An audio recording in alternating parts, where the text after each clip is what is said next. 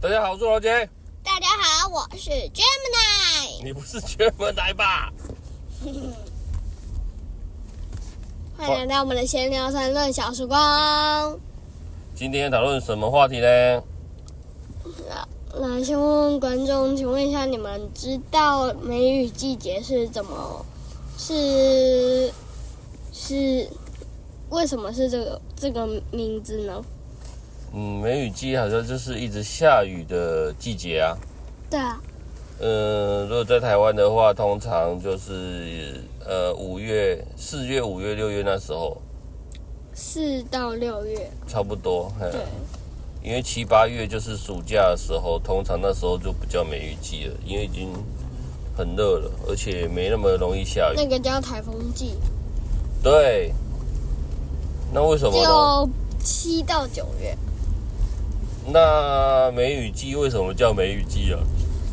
这个有2个原因，就是第一个就是那个刚好就是梅子成熟的季节，然后要梅子采收，所以被人们称为是梅雨。然后第二个原因的话呢，就是因为一直大雨会让家里的木制品、墙壁、水果都发霉，所以呢，还有另外一个称呼叫梅雨。但是呢，古代人们因为他们觉得说梅雨的梅字不太吉利，所以呢，就换成梅字的梅啦。哦，所以第一个原因就是因为采收梅子嘛，所以我们现在应该要去，因为采收了梅子，所以我们要去买梅子，对啊，来吃，就是当季的。那第二个原因就是发霉的霉嘛，发霉的霉就是我们要小心家里面，比如说木头啊，木制品不要淋湿，然后放在外面，然后就很容易发霉。哦，像我们的衣服现在都晒不干耶，也容易发霉耶。对啊，所以呢，建议拿吹风机去把它吹干。或者是烘干机这样子，去把它烘一烘。不然的话，现在的天气除了昨天下午3点半到4点那半小时有稍微放晴，那不然的话，最近很少放晴。哦，对哦。好，结论就是说，梅雨季节记得要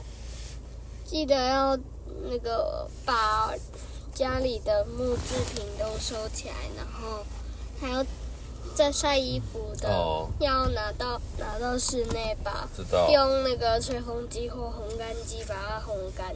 小心衣服不要发霉，这样子的，对不对？对。小心那些食物或者是木头不要发霉的。然后还要多买一点梅子来爱地球。多买一点梅子来吃，这样子吃当季的水果，这样。吃当季，不要再去挑什么草莓啊。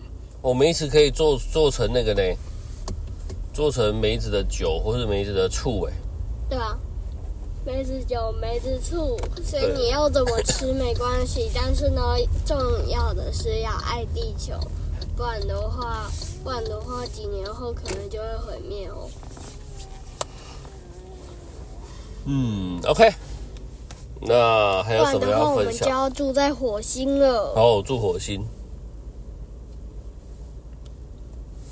那有什么要分享的吗？也没了。没了啊？那最近有没有什么生活常识要分享，还是生活的事情？除了梅雨季，梅雨季就是要下雨啊。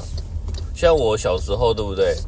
我小时候遇到梅雨季，其实都会湿掉，很麻烦。于是乎啊，而且小时候，我印象中小时候就是常常鞋子会弄湿，然后我们就会准备雨鞋。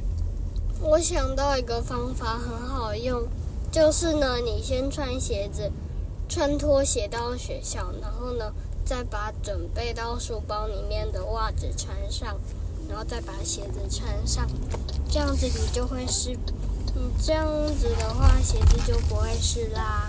有人是这样子吗？你们学校？有啊，我之前也是这样。不会很麻烦吗？不会啊。鞋子换来换去，多带一双鞋子不会麻烦啊？还是还可以？不会麻烦啦，但是呢，最主要的是你的包包还是会淋湿。应该再忍耐一下，梅雨季节就快过了。对啊。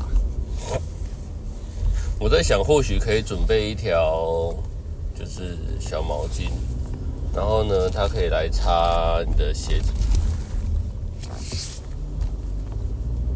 毛巾来擦皮鞋，不行啦。或者擦脚啊，就让脚比较湿湿的，这样不舒服。